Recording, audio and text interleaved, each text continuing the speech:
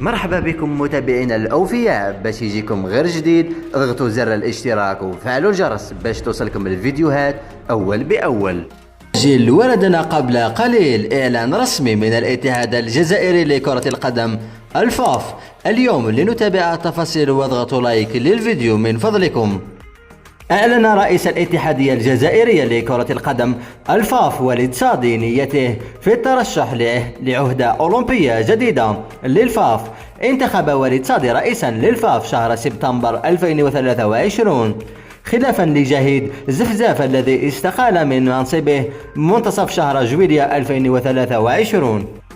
وفي تصريحات خاصة بها التلفزيون العمومي الجزائري اليوم من فندق الجيش بابن مسوس على هامش أشغال الجمعية العامة الاستثنائية الخاصة بتكييف قوانين الفاف ومع قوانين الفيفا، أكد وليد صادي عزمه على الترشح لعهدة أولمبية جديدة.